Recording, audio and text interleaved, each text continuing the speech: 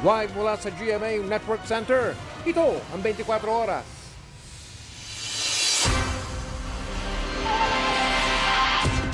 Magandang gabi po, Luzon, Visayas at Mindanao.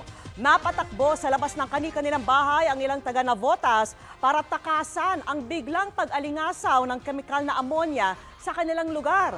Sa tapang ng amoy ng kemikal na yan, may mga hinimatay.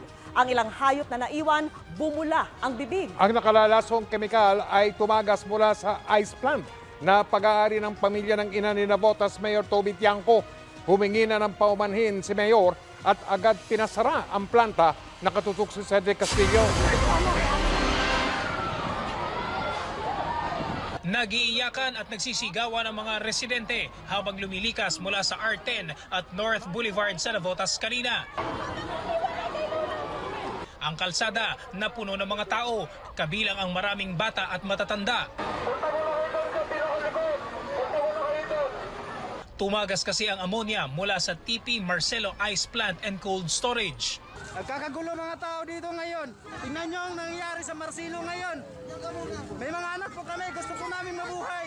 Kinumpirma yan ni Navotas Mayor Toby Tiangco sa isang tweet. Sinabi rin ng alkalde sa panayam sa kanya ng DZBB na pagmamay-ari ng kanyang ina ang naturang planta. Dumagsa na sa lugar ang mga fire truck.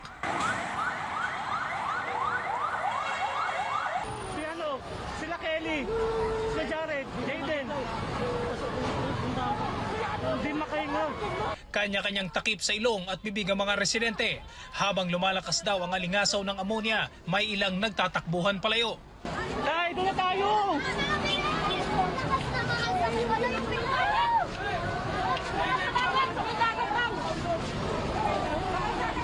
Pumunta kaming dagat. Grabe, ang layo na namin. Mau pa rin, hindi kami makahinga. Naglakad ang mga residente papunta malapit sa dagat. Yan, kailangan namin ng tubig. Grabe. Ayon sa uploader na si Gary, marami na raw ang nagiiyakan dahil masakit na sa mata at ulo ang amoy ng ammonia. Dito kami ngayon sa dagat. Medyo okay dito. Pero sakit sa dibdib. May ilang bata at matatandang residente na nakaupo sa tabing kalsada. Sinubukan ni Gary na lumapit ulit sa lugar pero Ay, hindi namin kaya. Atras kami. Grabe, sakit. ang mga lumikas malapit sa dagat lalo pang lumayo dahil malakas pa rin daw ang amoy. Ang mga naiwan nilang alagang hayop, bumula na raw ang bibig dahil sa tapang ng kemikal. Pumunta na po kami sa pangalawang tulay. Hindi po namin kaya. So, yung nagbubula na rin yung mga bibig ng aso doon eh. Muling lumayo ang mga residente. Sumabog yung bipel po. Sumabog yung bipel, yung ammonia yung sumingaw. Malayo na po kami sa ano po, sa lugar namin po. Sobrang sakit po ng ano. Marami pong hinimatay, marami nagsuka po. Ayon kay Gary, marami ng pulis sa lugar kaya hindi na rin sila makapasok pa. May mga hinimatay na rin daw na residente. Cedric Castillo, nakatutok, 24 Oras. Isang matapang na uri ng gas ang ammonia. Kaya maaari itong magdulot ng pagkalason at makaapekto sa maraming bahagi ng katawan. Ayon sa US National Library of Medicine, pwedeng magresulta sa ammonia poisoning ang paglanghap at pag-ingest nito. Ilan sa sintomas ang paninikip at pananakit ng dibdib, hirap sa paghinga at pananakit ng lalamunan, bibig at maging ng mata. Pwede ring mauwi ito sa pagkahilo, pananakit ng tiyan at pagsusuka. At kung na-exposure sa mataas na antas ng ammonia, pwede rin ang pagkasunog ng balat. Kapag nalanghap ang ammonia, dalhin agad ang biktima sa lugar na may preskong hangin. Kapag nalunok naman ito bilang isang kemikal, agad painumin ng tubig o gatas ang biktima, pero huwag itong gagawin kapag nagsusuka, nagkukumbulsyon o nabawasan ang pagiging alerto ng biktima. Kapag nalagyan naman ng kemikal ang mata o ang balat, hugasan ito ng maraming tubig sa loob ng hindi bababa sa 15 minuto. Imbes na 5 segundo lang ay inaabot daw ng ilang minutong paghihintay ang mga sasakyan sa cashless lane ng mga expressway. Ang dahilan, mga motoristang daan ng daan doon kahit wala namang load ang kanilang RFID. Nako, lagot na ang mga yan sa bagong polisiya ng Toll Regulatory Board. At nakatutok si Salima Refran. Noong unang araw ng implementasyon ng cashless system sa tollways itong Disyembre, sabi ng NLEX, nasa 35,000 ang mga motoristang may RFID nga, pero wala namang load. Isa raw ito sa mga dahilan kaya nagkabuhol-buhol ang traffic noon. Ngayon, higit 2 buwan matapos simulan ng transition sa cashless operations, nasa libo pa rin ang daan daw ng daan sa RFID lanes pero wala palang load sa iba't ibang expressway sa bansa. Marami rin ho yung nag-aabuso ng pumapasok ho sila ng mga RFID lanes na wala talagang load. You will be surprised yung statistics po na binigay ng mga operators. Meron po mga 50 times, 200 times pumapasok, walang load. Dito raw bumabagal ang sistema at nagkaka-traffic sa toll plaza. Ayon sa Toll Regulatory Board noong Disyembre, nasa 5 segundo lang talaga ang pagbasa sa RFID na may load. Pero kung wala, umaabot yan ng minuto dahil sa pagbayad na ng cash at reloading. Kaya naman sa mga susunod na buwan, magpapatupad na ng 3-strike policy ang TRB. Reminder daw muna na mag-load sa unang paglabag. Warning na sa pangalawa, habang huli at multa na para sa ikatlo para sa obstruction na may multang 1,000 pesos. Sa ganito po, madidisiplina natin yung mga tao na mag-load naman before pumasok ng RFID lanes para hindi ka makaabala naman doon sa mga compliant RFID users. Marami naman daw paraan para mag-load bukod sa mismo mga toll plaza. Pwede sa mga convenience store, gasolinahan, third-party payment service apps at mga bangko. Pero may mga motorista ring maaga naman daw nagpa-load pero hindi raw agad pumasok sa kanilang account. Minsan na-load na, hindi agad pumapasok. Pinare-review na ng TRB sa mga operator na maging real-time ang pagpasok ng load. Meron po silang sinight yung iba, karamihan yung mga bangko because their system is still being upgraded. Hindi po nagiging real-time. So ang ginagawa po ng isang operator, hindi na sila nag-a-acknowledge ng mga hindi real-time na merchants. Nagkaroon tayo ng malaking system migration, no? Yung system migration natin, which also happened over the holidays and until about 2 weeks ago, mabilis na yung reloading time ngayon. Yung mga reloading channels natin online, lalo na yung mga bayad center, mabilis na. It's almost real time. Parang less than 10-15 minutes, naka-update na yung balance mo eh. Magpupulong ang TRB para sa pagpapatupad ng 3-strike policy. Pero bago raw ang hulihan, magkakaroon daw muna ng 2 buwang information campaign. Salima Refran, nakatutok, 24 oras. Gumugulong na rin ang paghahanda sa pagdating na bakuna laban sa COVID-19 sa Marikina, Caloocan at Malabon. Pero sa Marikina, magiging mas mabilis daw ang proseso kasi dumaan na raw sa tinatawag na counseling ang mga tuturukan. Nakatutok si Ian Cruz. Binisita ng National Task Force Against COVID-19 ang Marikina City para tingnan ang kahandaan sa pagbabakuna kontra COVID virus. Sinimplihan lang ng syudad ang proseso ng pagbabakuna. Dahil pre-qualified at dumaan na sa counseling yung mga babakunahan, 3 steps na lamang ang daraanan sa pagpabakuna dito sa Marikina. Una, yung registration at susunod yung actual na vaccination at pinakahuli yung observation period na tatagal lamang ng 30 minuto. Bibilis ang proseso, hindi masyadong mabibigaukan yung pila ng ating mga kababayan. Ang mega vaccination facility sa Marikina Sports Complex magkakaroon ng 10 station. Kada station mayroong 10 hanggang 12 vaccinators para mabilis ang pagbabakuna. Mayroon ding vaccination center sa 9 na iba pang paaralan ng Marikina. Kung masusunod ang plano, 325,000 ang kaya nilang bakunahan sa loob lang ng 21 araw. Para tumaas ang kumpiyansa sa pagbabakuna, maglalaan ng indemnification fund ang syudad. Initially, meron kami mga 5-6 million for indemnification. 5 to 6 million. Oo. Ito yung for financial and medical assistance kung sakali magkaroon ng adverse reaction. Kahapon, ang Caloocan City ang tinungo ng task force May populasyong 1.7 million kaya target ng lungsod na mabakunahan ang nasa 1 million nilang residente. Sa ngayon, may 44 na vaccination sites na ang syudad sa malalaking paaralan. 165 naman ang vaccinators nila na bawat isa kayang magbakuna ng 100 tao kada araw. Sabi ni Vaccine Czar Secretary Carlito Galvez Jr., mahalagang mag-ensayo para walang masayang na bakuna. Hindi pwedeng isang simulation lang. Lahat ng barangay, gawa natin ng simulation kung pwede. Sa internal survey ng lungsod kung saan nasa mahigit 13,000 ng respondents, nasa 95% ang nais magpabakuna. Sa aming mga pag-iikot-ikot, pagbisita sa mga barangay, ini-educate namin sila na magpabakuna para sa ganon, matuldukan natin itong COVID. Pero sa Malabon, 35% lang na mahigit 1,300 na respondents ang handang magpabakuna.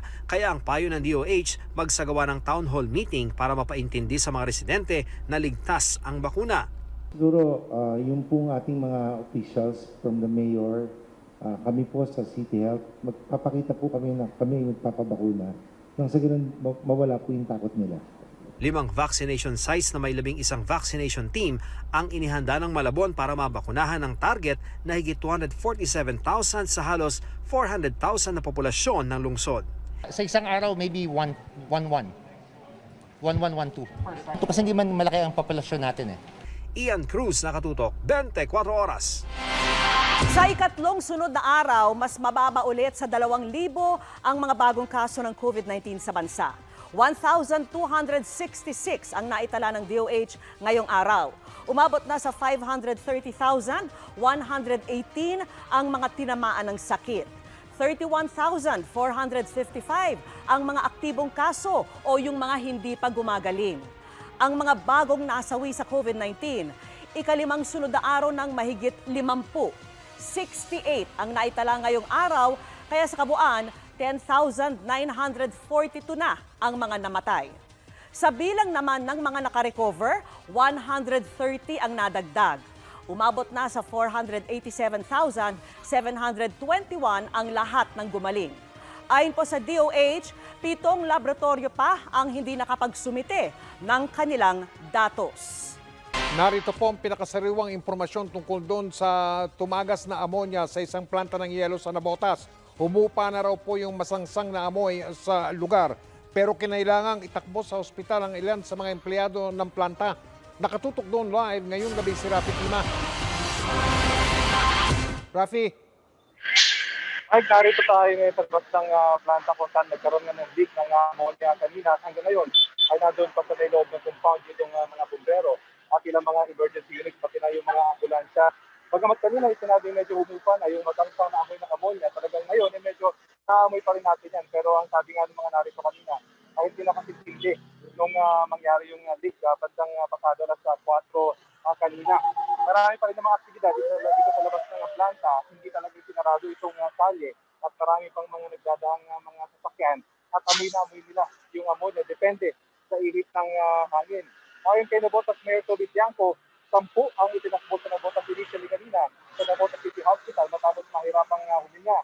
Isa sa mga ito ay walang mali at kailangang i-revive. At malungkot na balita, Mike, yung i-revive kanina ay pumanaw na ayon mismo kay Mayor Tiangco. Ito ay pawang mga empleyado ng ice plant. Ayon naman sa isang nakausap nating emergency worker ay nasa 40 na raw yung kanilang naitakbo. Doon naman sa ospital, bagamat sa mga yun ay nahirapan naman sa paghinga. Hindi naman maluksak yung kalagayan. Pasada alas 4 nga ng hapon, kanina in-report sa Bureau of Fire Protection na may ammonia leak sa planta. Agad naman doon pinag-utos ang evacuation ng mga residente na nakatira malapit sa ice plant. Wala naman daw malubhang apektado sa mga residente na nakatira sa labas ng planta bunsod ng gas leak.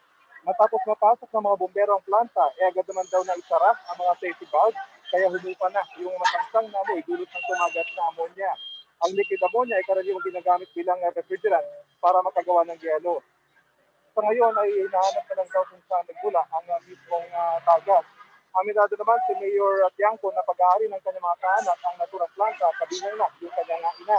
Agad na rin ipinag-utos ang pagsusara sa planta. Narito ang payag ni Mayor Tiangco. Okay, first of all, siyempre, kumpanya yan ng magkakapatid ng father ko is, at mag-anak ko yan, ako'y humihingi ng paumanhin sa nangyari ito. No? Number 2, assurance na kung ano man yung pinsala sa kanila, they will be compensated. Number 3, na sisiguraduhin natin na sila ay sumusunod doon sa mga safety protocols at hindi natin pagbubukasin hanggat hindi po sila safe. No? Number 4, hintayin po muna yung signal ng ating DRRMO office at ng ating Bureau of Fire bago sila bumalik. Huwag muna silang bumalik doon. So yun Mike, ay nandito tayo sa may tapat na mismo nitong labas ng compound, nitong ammonia plant. At narito pa rin itong mga kawanin ng Bureau of Fire Protection. Lahat sila ay may mga gamit na mask. Tinutukoy pa nga rin nila kung saan talaga yung gas dahil mula kanina. Hindi pa talaga humupa yung mga tangsang na amoy ng ammonia, lalo na kung depende yung takbungan ng hangin. Kaya yung mga nagdadaan dito, amoy na amoy itong ammonia gas leak na ito. Pero again, sinabi nga, medyo humupa na yung amoy kanina daw talaga. Ay napakatindi kaya marami yung itinakbo sa ospital dahil nahirapang huminga. Mike? Malungkot na balita yan. Sana wag na madagdagan pa yung bilang ng mga namatay, Rafi. At ingat kayo dyan ng tropa. Maraming salamat, Rafi Tima. Hindi pa pinahihintulutang bumalik sa kanilang mga bahay ang mga apektadong residente ng ammonia leak sa Navotas hanggang hindi pa idinedeklarang ligtas ang kanilang lugar. At nakatutok live si Jamie Santos. Jamie? Vicky nakaranas ng pananakit ng dibdib, hirap sa paghinga at hirap imulat ang mata ng ilang residenteng naapektuhan ng ammonia leak dito sa Navotas. Nagkalat sa paligid ang mga ambulansya para agad maitakbo sa ospital ang mga residenteng nakakaranas ng hirap sa paghinga at pananakit ng dibdib. Ilang residente na nga raw ang naitakbo sa pinakamalapit na ospital na Navotas City Hospital at Tondo General Hospital sa lungsod ng Maynila. Inikot ng mga taga-BFP na nakasuot ng breathing apparatus ang apektadong lugar para tiyaking wala ng residenteng nasa loob pa ng kanilang mga tahanan. Delikado raw kasi sa kalusugan ng tao ang makalanghap ng ammonia ayon sa taga-BFP na pumasok sa area. Sa ngayon, nabawasan na raw ang amoy ng ammonia matapos maisara ang valve kung saan tumagas ang ammonia. Pero hindi pa rin pinahihintulutan pabalikin ang mga residente sa kani-kanilang bahay. Hanggat di pa raw idinedeklarang ligtas na para sa mga residente, hindi pa raw sila maaring bumalik. Tiniyak naman ni Navotas City Congressman John Reynaldo Tiangco na tumungo agad sa lugar na hindi pababayaan ang mga residenteng naapektuhan. Narito ang pahayag ng ilan sa ating mga nakapanayam.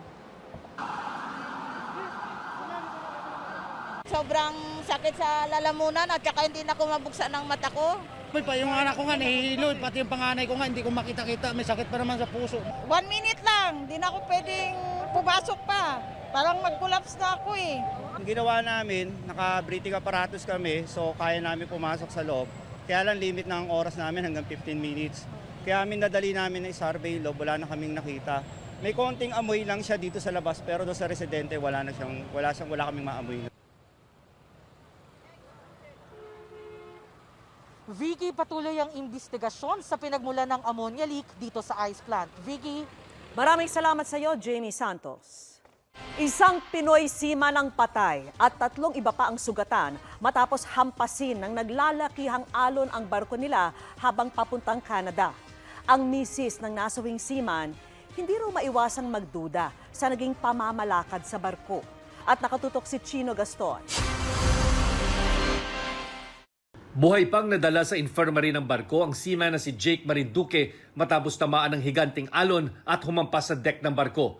Ang bulk carrier na Giulia 1 galing Norfolk, Virginia sa US at papuntang Halifax sa Nova Scotia sa Canada nang abutan ng masamang panahon sa karagatan.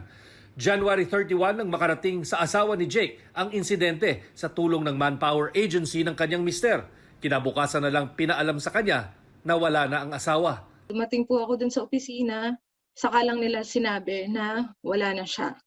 Na siya lang ang nawala, na humampas siya, may malakas na alon, humampas siya. Yun lang po. Tumama siya sa bakal. Pero si Jake namatay rin makalipas ang 3 oras. Sa impormasyong natanggap ng pamilya mula sa mga otoridad sa Canada, head, chest at spine injury ang ikinamatay ni Jake. 3 pang kasamahan ni Jake ang nasugatan dahil sa hampas ng malalakas na alon. hindi na rin sila nasundo ng helicopter para dalhin sa ospital dahil sa masamang panahon. Kaya ang tanong ni Kathleen, May mga messages yung mga seaman sa akin na sila daw kapag may makakasalubong na bagyo, pag alam na nila na nandito, magre-reroute daw yung kapitan, yung sila, aalamin na nila kung saan pwedeng dumaan. Bakit hindi nila ginawa yun, 'di ba? Tapos nagpatrabaho pa po sila. bukod dito, gusto rin ipasilip ng pamilya sa OWA ang mga reklamo ni Jake sa tila masyadong mahabang oras ng trabaho sa barko at kakulangan ng panahon ng pahinga. Sinubukan naming tawagan ng manpower agency ni Jake na Elberg Ship Management pero walang sumasagot sa kanilang telepono. Hanggang ngayon, wala pa rin linaw kung kailan maibabalik sa bansa ang labi ng biktima at kung anong danyos ang matatanggap ng kanyang mga naulila. Kinukuha pa namin ang pahayag ng OWA pero ayon sa pamilya, kinausap na raw sila ng ahensya at nagpaabot ng tulong. Chino Gaston Nakatutok, 24 Oras. Tinawag ni Chinese Ambassador to the Philippines, Wang Xilian, na fake news ang ulat na nangharas ng Pilipinong mangingisda ang China Coast Guard sa Kalayaan Group of Islands sa Palawan. Ang sabi pa ng Chinese diplomat, wala raw dapat ikabahala sa bago nilang batas na nagbibigay permiso sa Coast Guard ng China na gumamit ng armas. Pero taliwas dyan ang tingin ng isang security analyst. Nakatutok si June Veneracion. Marami akong kalaban sa dagat. Yan o. Mga barko na Chinese yan sa unahan ko lang. Inaarang nila ako, hindi ako makapasok. Pinag-usapan ang videong ito ng mga ngisdang si Larry Hugo sa karagatan ng Kalayaan Island Group noong January 25. Hinarang daw siya ng Chinese Coast Guard. Pero ngayong araw, diretsahang sinagot ni Chinese Ambassador to the Philippines, Huang Zilian, ang paratang. There are always fake news spreading in a society. Just like a few days ago, there was widespread fake news about China harassing the fishermen. There is no such a thing. Sinusubukan pa naming makuha ang panig ng mga ngisdang si Larry. Lumabas sa video nung ipasa ng China ang kanilang Coast Guard law na nagpapahintulot sa kanilang Coast Guard na gumamit ng puwersa at armas laban sa mga papasok sa kanilang inaangking teritoryo sa South China Sea. Git ng Chinese Ambassador, walang dapat ikabahala sa kanilang batas. It's the sovereign right of every country to pass its law. It doesn't indicate to any change of our policy on the South China Sea. We are committed always to managing differences with countries all around our world, including our neighbors. Pero hindi mapigilang mabahala ng ilang eksperto, lalo't sakop ng batas, ang South China Sea, na ang ilang bahagi ay maituturing na disputed territory. Kabilang ang Pilipinas at China sa mga bansang umaangkin sa ilang bahagi nito. Nag-create talaga ng security anxieties, nag-create talaga ng pangamba. Kaya mahalaga dito na bukas lagi yung ating channels of communication with China para maiwasan yung ganyang klaseng misunderstanding and avoid possible conflicts. Mula nang maipasa ang batas, wala pa naman daw na monitor ang Western Command ng AFP, nakakaibang galaw mula sa Chinese Coast Guard na patuloy na nakabantay sa West Philippine Sea. Hindi naman po maalis ang mga yan. Nandyan po, lying stationary. Wala pong aggressive stance. Sa isa pang pahayag, nilinaw rin ng Chinese Embassy na hindi rehistrado sa China at hindi Chinese ship ang MV Zonhai 68 na hinuli ng Coast Guard noong January 27 sa Orion, Bataan. Sa kanilang investigasyon, nakarehistro sa bansang Sierra Leone ang nasabing dredging ship na ginamit sa dredging operations sa Masinloc, Zambales noong 2019. June Veneracion, Nakatutok, 24 Oras. Mahigit 80 ang naaresto ng mga otoridad sa China matapos mameke ng bakuna kontra COVID-19. At ayon sa ating FDA, hindi malayong may nakarating na ring peking COVID vaccines dito po sa Pilipinas. Malamang na ito raw yung mga napabalitang inaalok dito ng patago. At nakatutok si Lay Alves. Nagbabala ang Food and Drug Administration sa publiko laban sa mga pekeng bakuna sa COVID-19. Ito'y matapos masakote ng mga pulis sa Beijing at sa probinsya ng Jiangsu at Shandong sa China ang mahigit 3,000 pekeng COVID-19 vaccine na ang laman ay saline solution o yung pang-rehydrate na nilalagay sa suwero. Mahigit 80 taong may kinalaman sa mga pekeng bakuna ang inaresto. Ayon sa FDA, hindi malayong may nakarating na ring pekeng COVID vaccine sa Pilipinas at malamang na ito raw yung mga napabalitang patagong inaalok. So napakalaki ng chance na kung sa China nga merong ganoon, yung chance na nakarating yan dito at yun yung mga naibabalitang ibinibenta or makikita nilang naka-advertise minsan sa online or sabi nila sa mga clinic na nababakuna, napakalaki ng chance no, na doon din nanggagaling yung mga yan doon sa mga nagtitinda ng mga fake na bakuna. May nabalita noong illegal vaccination umano sa isang klinik sa Makati at Binondo, Maynila. Pero walang nakitang mga bakuna ang FDA sa kanilang inspeksyon. Pinaghahandaan na ng FDA ang posibleng pagpuslit ng mga peking bakuna, kasabay ng mga bakunang nabigyan na ng emergency use authorization. Nakipag-coordinate ng FDA sa PNP, NBI at Bureau of Customs. Maaari raw kasing samantalahin ng mga gumagawa ng mga peking bakuna ang pagkakataong ito. At ang takot natin baka pagdating ng mga totoong bakuna ay meron din naman mga masasamang loob no, na magdadala ng mga fake at ibebenta ito. Simple lang naman ang paraan para matiyak na tunay ang bakuna ayon sa FDA. Wala pong for sale, walang commercially available na vaccine.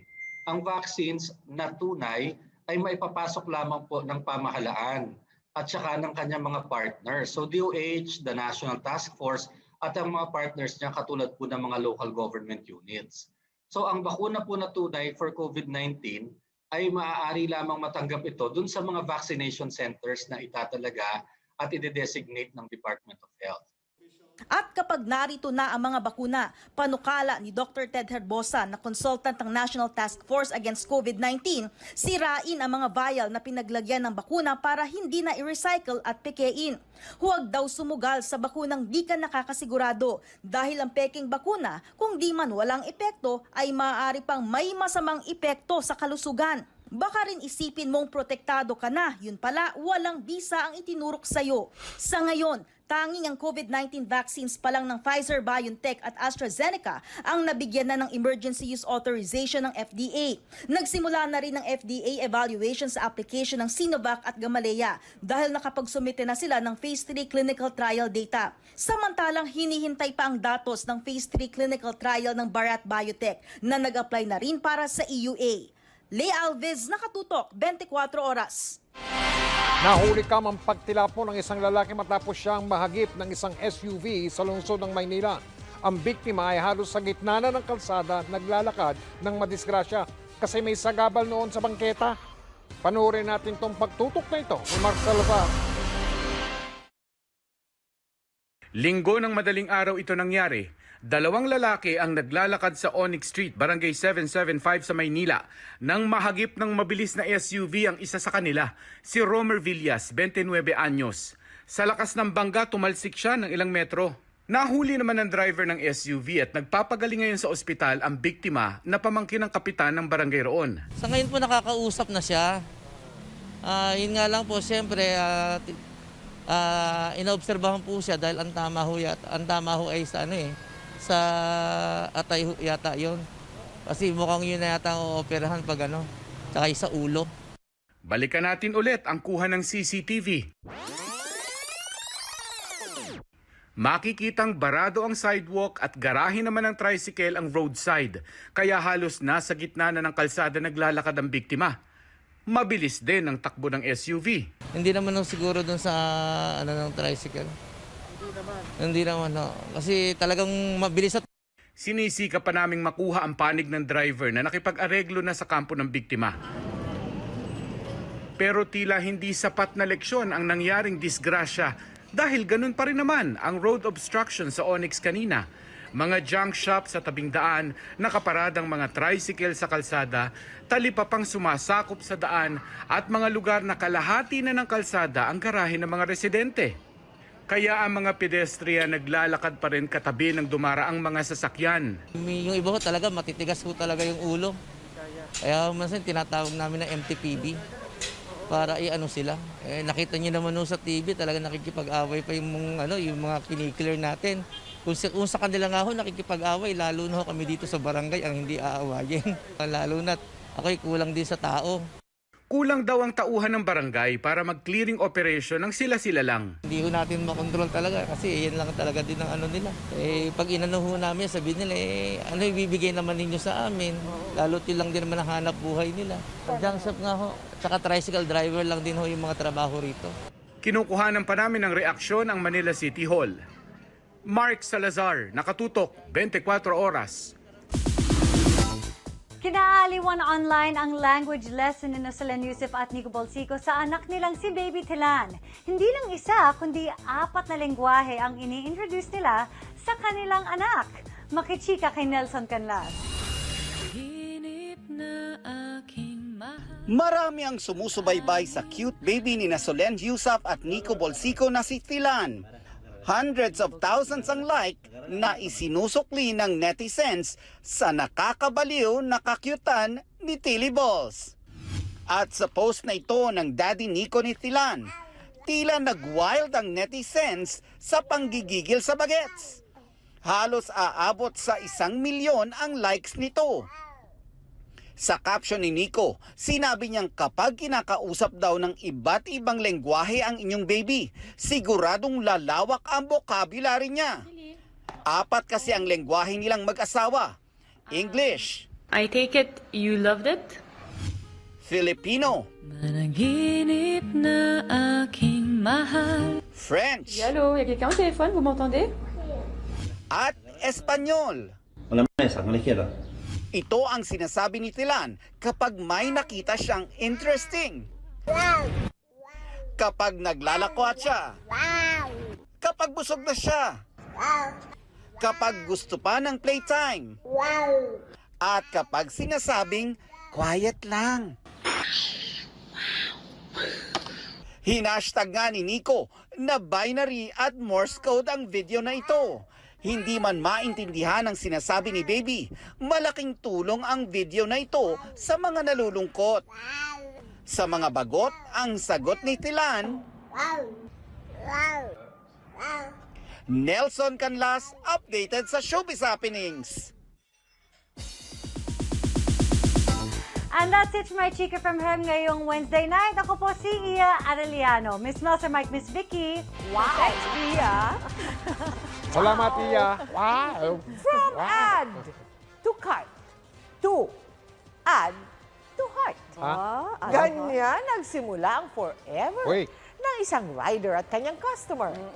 Mula nang ma-love at first sight, napadalas na raw ang pag-ship ni Ryder ng kanyang paghanga kay Suki. Tiyak marami na namang magpapa-sana all ang hindi inaasahang love story na nabuo sa gitna ng pandemya at yan ang tinutukan ni Oscar Oida. Para sa rider na si Marlon Kahukom, ang pag-ibig ay parang pagsakay sa motorsiklo. Masarap sa kung masarap ang biyahe, pero pag sumemplang, walang kasing sakit. Medyo mapait at malungkot din po. Siyempre po, nawalan na rin po ako ng gana kung sakaling ma-in-love po ulit. And then sa mga naging prayers ko po na sana yung susunod, ganun po katindi.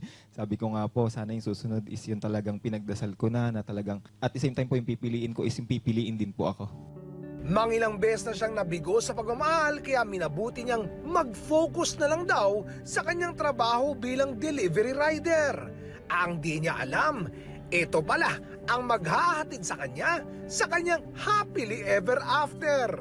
Regular customer ko po yung mother niya po talaga. Nung time po na yun, sabi po ng mother niya, anak, may pamilya ka na bang binubuhay at bakit gabing-gabi na napakasipag mo naman, kailangan mo pa rin i-deliver yan. Naisagot ko po ng time na yon, tita, pasensya na po kayo, medyo inabot na po tayo ng alanganing oras, kasama po kasi yan sa parte ng trabaho namin. At the same time, sa pangarap po, kailangan po yung pagpupursige, hindi nawawala. Nabiro po ako ng mother niya na sabi niya, ipinakita lang po sa akin actually yung picture niya ni Jasin.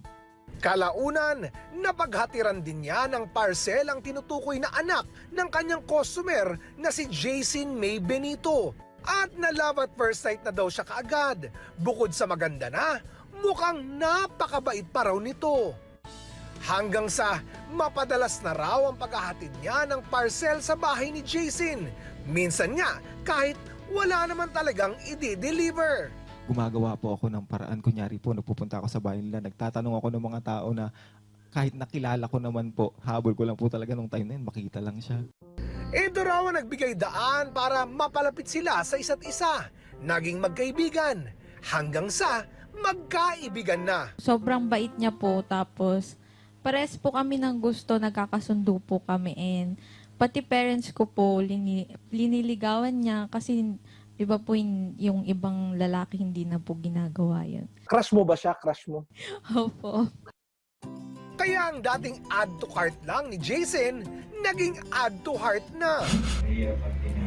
At nitong January 26, maski may pandemya, nagpakasal na sila. Mabilis po, pero syempre sabi po namin wala naman po sa tagal o bilis yung pag-ibig po. Apo, at saka ang importante naman po, parehas kayo ng gusto. Mahirap po kasi pagka yung isa lang ang may gusto tapos yung isa ayaw po. Tunay nga raw na ang pag-ibig minsan kahit hindi hanapin, kusang dumarating. Sana lang, sana all. Oscar Oida, Nakatutok, 24 oras.